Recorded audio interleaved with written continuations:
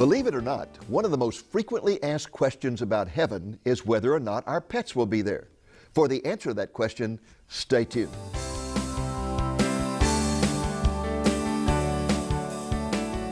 Greetings in the name of Jesus, our blessed hope. I'm Dave Reagan, founder and director of Lamb and Lion Ministries.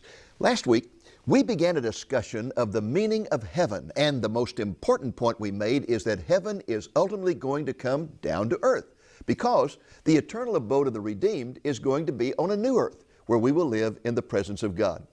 We considered a number of other questions about heaven last week, such as whether or not we will have individuality and personality, and whether or not we will know each other.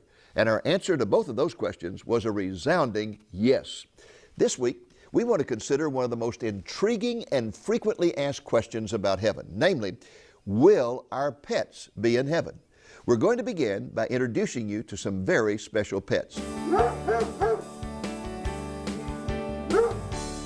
Ever since this ministry was established in 1980, I have received at least 1 or 2 letters a month asking, will our pets be in heaven?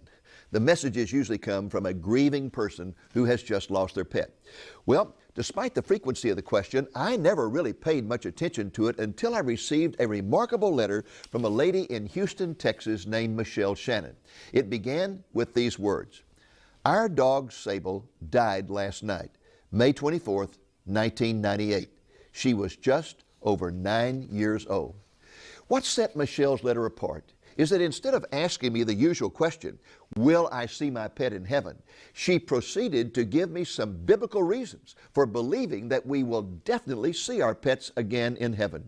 Before we consider the points she made, as well as those made by others like Randy Alcorn, the author of the best-selling book about heaven, let's pause for a moment to meet a few very special pets.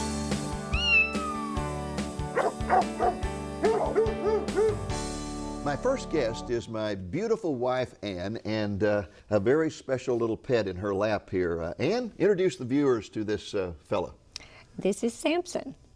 Samson, like the Samson in the Old Testament? That's right. Well, now tell us about Samson. What kind of a dog is he, and why in the world did you name him Samson? Well, he's a long-haired miniature dachshund, and we named him Samson because he has long hair, like the man in the Bible, and he's very impulsive, like the man in the Bible. Very imperfect? Impulsive. Oh, impulsive like Samson. Yeah, yes, well, yes. I can certainly vouch for that. How old is Samson? Samson will be 13. 13? That's getting on up Yes, there. That's right. probably about 72 years old in human terms. So he is in the geriatric set, correct? That's true. That's true. And how has he changed as he's grown older? Well, when we first got Samson, he was very selfish. He was very, actually he was mean to his adopted brother. He always had to come first. So you had another dog at that time? Yes, we had another dog, Zacchaeus, and he always had to be the first to get to the meal bowl, the first to come in, the first to get a dog treat. He was not a very kind dog at that period of time. Well, did he kind of mellow over the years? He has. Now he's very laid back. He's, like you say, he's an older gentleman, and he's a very devoted companion. And he's changed over the years. For example, his face has grown white, which I think is a traditional thing for dogs as they age, right? Right. And he's gotten a little hard of hearing? Yes. Like yes. stone deaf? That's true. That's true. But he still can smell things. If a bird or a squirrel gets in his yard, he knows about it, right? True. You said he had a brother who was named Zach. That was kind of short for Zacchaeus, right? I think we're showing a picture of them right now. The brother was a black, short-haired dachshund, and he's a red long hair. And the brother was very different in his personality, wasn't he? Yes. Tell about the brother. He was a very gentle dog from the very beginning. He didn't bark much, and he was your dog. He was your Devo dog. He sat next to you on the couch while you wrote in your prayer journal. That's right, and every morning when I do that, I really miss him. He died about 2 years ago. but they were just as different as night and day. In fact, I used to take them over to your first grade class. That's right. My wife is a first grade teacher, and I used to take her over the two dogs over the first grade class, and we would do a compare and contrast. You know, we'd ask kids, well, now how are these dogs different? You know, one was short-haired, one was long-haired, one was very hyper, the other was very laid back, and we would talk about what they had in common and how they were different. And I really miss doing that now that you've retired as a teacher. Right, I don't get to do that anymore. And of course, Zach has gone on, so I really don't have an opportunity to do that much anymore. But would you say, based upon your experience with dogs, that they have a very definite personality? Oh, yes. Oh, yes. Very unique and distinctive Very, personalities. Very unique, right. And this one has really become sort of a service dog, hasn't he? Yes. Explain that. Well, we call him our service dog. He doesn't have the proper vest to indicate. Oh, he needs a vest, yes. Right, but he is a wonderful companion. He's very devoted. Whatever room I'm in, he's in. And he's just been a great comfort. Well, as I understand it, medical science has actually shown or proven that if you stroke a dog, your blood pressure will go down. My blood pressure is So you ought to have it's very way down. Very, very low blood pressure. Well, Ann, we're considering a fundamental question in this program, and that question is whether or not we're going to see our pets in heaven. What is your attitude about that? What do you think? I think so. You think so, huh? I definitely think so, and I surely do hope so. Well, it would be kind of lonely without him, wouldn't it? That's right. That's right. Well, thank you so much for Thank being with you. us today. And Samson, I'm so glad you behaved yourself. Yes, yes. Good to see you, buddy. He's a good dog. Thank you.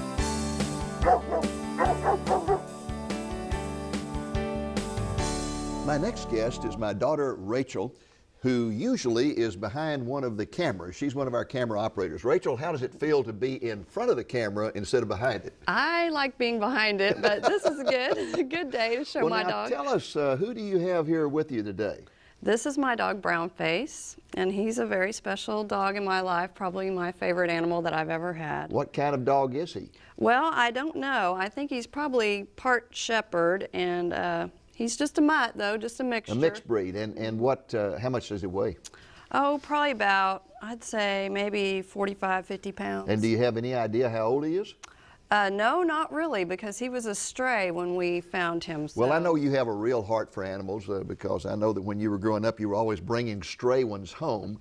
And this happens to be a stray animal. Yes. Tell us the remarkable story of Brownface. Well, Brownface was abandoned down the road.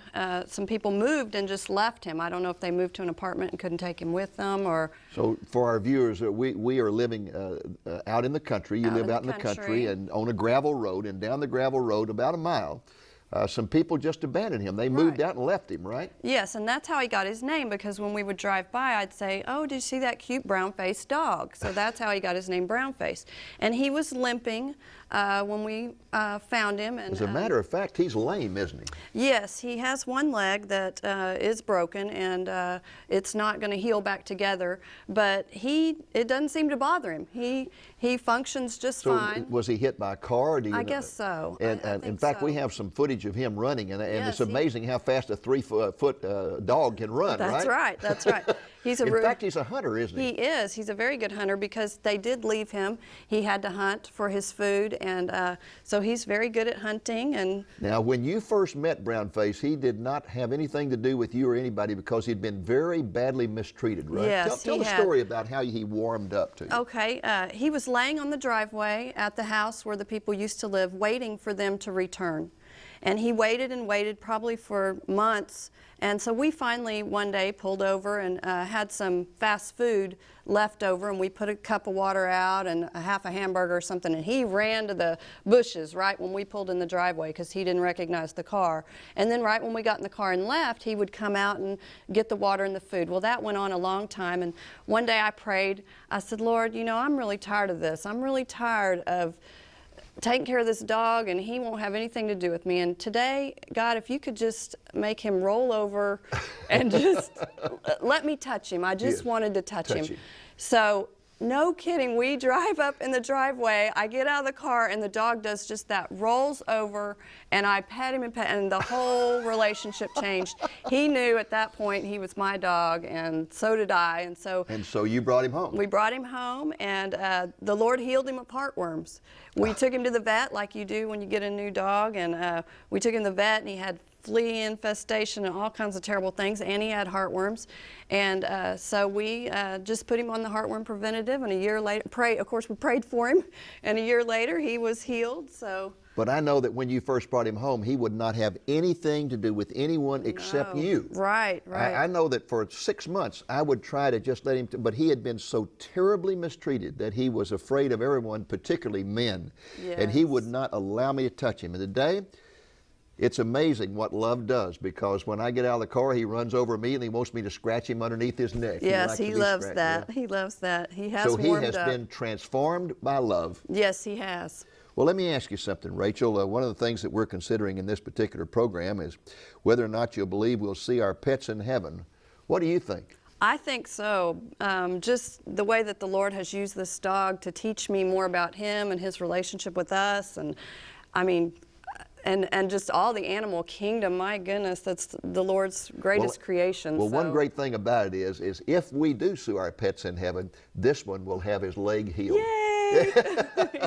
Thank you for bringing him. Thank you.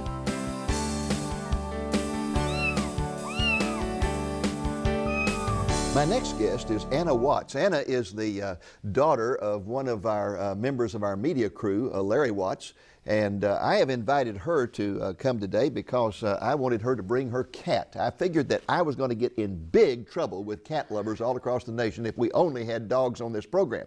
So, Anna, introduce us to your cat. Okay, this is Blue. He's a Blue Point Siamese, and he weighs about 13 pounds. And how old is he? He is about 3 years old. He'll be 3 years old in a couple months. Do you have any other cats? Yes, we have 4 cats. How does he get along with the others? He does very well. He's the only boy, so of course that helps. Have you had cats all your life? Yes, all my life. Well, and then you're going to be the expert that I need to talk to. Let me just be real frank with you here, Anna. I have never owned a cat in my life. I've always considered cats to be very strange and very mysterious. I've never been able to understand how you can read a cat. You know, a dog is easy to read. You come home, the dog wags his tail if he's happy. If he's unhappy, he growls at you or barks. But I can't figure out cats. Can you read your cat? Can you tell when your cat is happy? I can't. I really can't. You can tell when he's mad, you can tell when he's happy, when he's nervous. I guess it's just because I've had him since he was a kitten. So you really know how to read a cat? I would say so. Well, what is it that you like especially about cats? Well, this one in particular, he's extremely affectionate, and they do their own thing. They don't depend on you for everything, but they're very sweet, and they give you comfort. So does he come up and kind of rub on your leg or something? How do you know when this cat wants you to pick him up? He, like you said, he rubs on you and he meows at you, talks to you. So. What is the life expectancy of a cat like this? Do you know? I really don't know. The last cat that we had lived to be 14. We usually baby our cats, so. And does this cat go out and wander around? I've heard that tomcats in particular just kind of disappear for 2 or 3 days at a time. Well, he's neutered, so that doesn't usually happen. Okay. So he doesn't go out and wander, huh? Nope, he doesn't. He likes to stay close to home. Does he stay in the house most of the time? About half the time. He really likes to be outdoors, but he likes his people too. And this is a Siamese cat? Yeah, he's a Blue Point. A Blue Point. And I actually named him Blue before we knew that he was Blue Point. So. Well, Anna, we are considering today about pets and whether or not they're going to be in heaven. And I know you must consider cats to be a special blessing of God. Do you think you're going to see your pets in heaven? Oh, I definitely hope so, especially this one. Well, yeah, I agree with that. I hope so, too. And thank you today for bringing Blue. Thank you.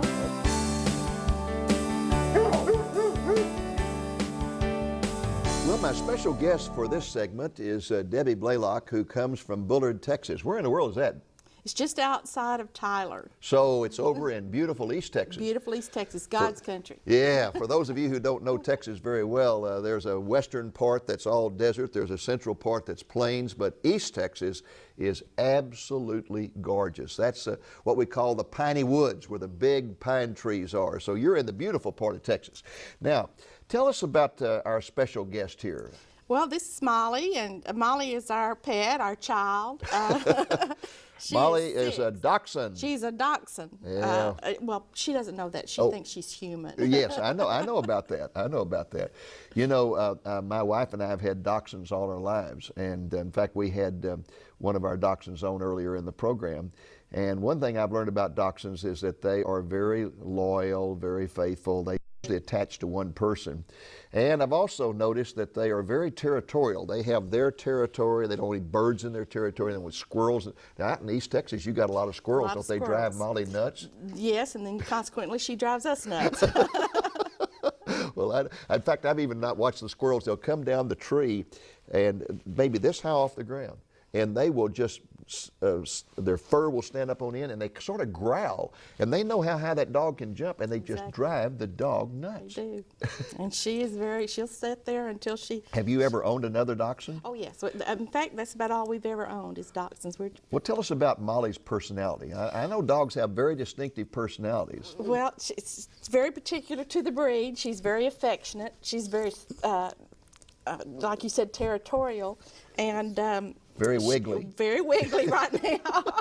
Well, she doesn't know about this studio here. No, she's never been on camera before. How old is she? She's 6. She turned 6 last week, January the 5th. Now, does she have other dogs at the house? No, she's the only one. So she is sort of the queen bee. Yes, we're not sure who owns the house, whether she does or we do. Every once in a while, I look at my wife and she looks at me and I'll say, what a mighty dog we serve.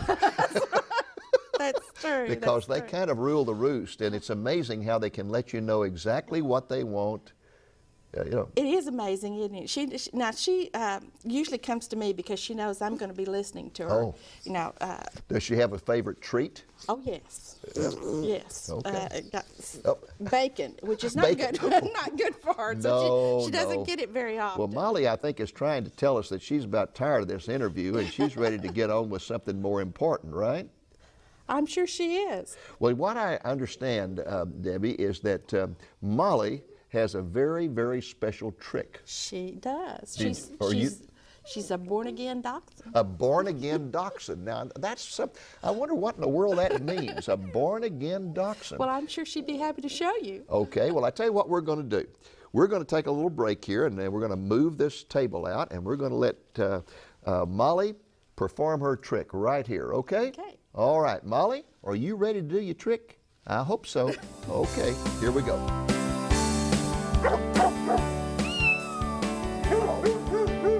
Okay, now we're ready for Molly. Molly, are you dead in your sins? Does Mohammed save? Does the Pope save? Can Molly save herself? Can Dave save you? Jesus saves. Oh, Molly, you are something else. You really are an evangelistic dog. Well, Debbie, you taught her that? Taught her, took about 10 minutes. And what in 10 minutes? And what was your idea behind this? Well, we had to move a lot with Steve's job. And my husband's a locomotive engineer, and we've always had people coming in to hook up utilities or do some repair works. And I take 1 Peter 3:15 to heart. It says, "Sanctify Christ in your heart, and be always ready to give an answer for the hope that's within you." Yes. And so there's been 2 things that the Lord has provided for us a way to witness, and that's one through Molly and through, people always ask you about children. So when you have a workman come to your home, you can just say, hey, I want to show you a trick that my dog can do. That's right. And then you can take off from there and just share the gospel with them. Exactly right. So Molly really is an evangelistic dog. Sure is. That is wonderful. I appreciate you driving so far from East Texas to come over here and be with us today and to share Molly with a national television audience. I imagine we're going to just be flooded with requests for this particular video so people can show Molly's great trick.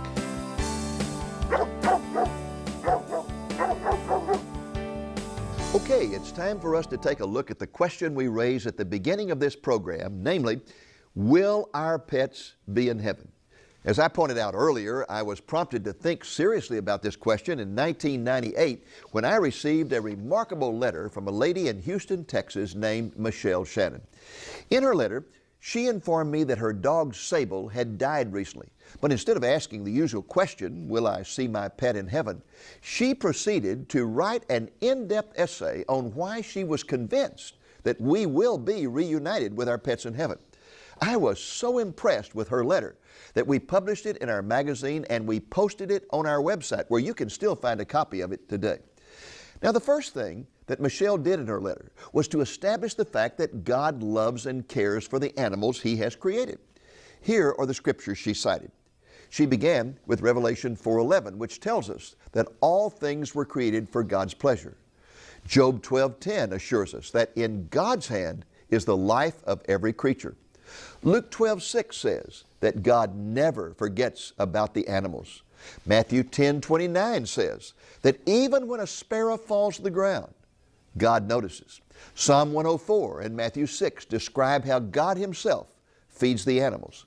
Proverbs 12:10 declares that a righteous man cares for the needs of his animals. The next point that Michelle made in her letter is that the Scriptures clearly teach that man's sin is what brought death and suffering to animals. Michelle's final point was that animals share in the redemption of the universe that Jesus died for on the cross.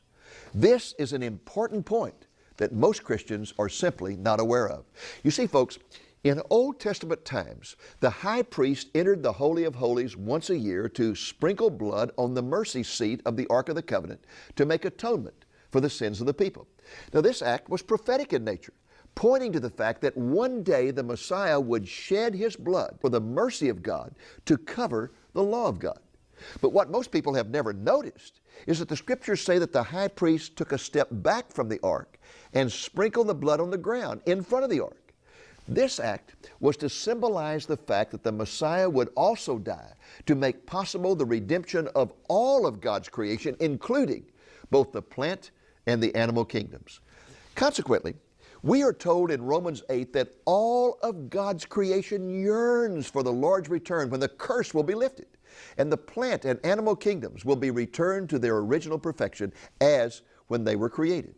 And we are told in Isaiah 11 that when the curse is lifted, the wolf will dwell with the lamb, the lion will eat straw with the ox, the cow will graze with the bear, and little children will play with cobras because they will no longer be poisonous.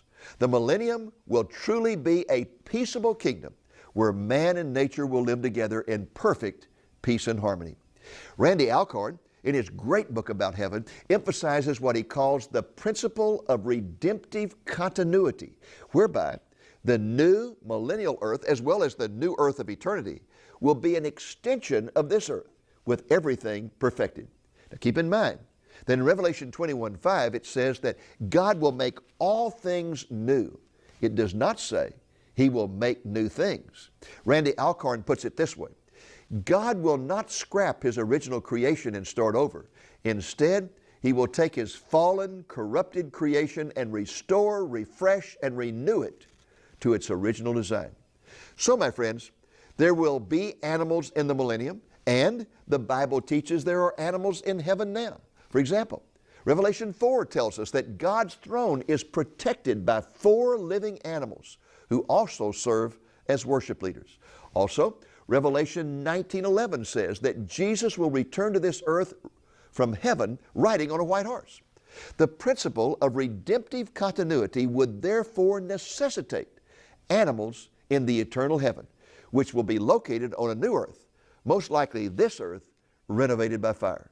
But will those animals be the pets we knew in this life?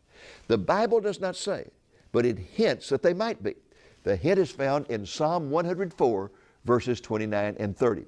Verse 29 says, "When you take away their breath, the breath of animals, they die and return to the dust." Verse 30 says, "But when you send your Spirit, they are created, and you renew the face of the earth." In Matthew 19:28, Jesus referred to His return to this earth as the time of regeneration. The Apostle Peter affirmed this when he said the return of Jesus would be the period of the restoration of all things.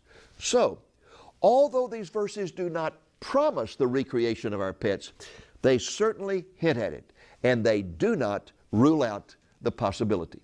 Knowing how much God loves His creation and how much He loves to delight His redeemed, I would personally not be the least bit surprised to discover that one of the many blessings of heaven will be reunification with our beloved pets.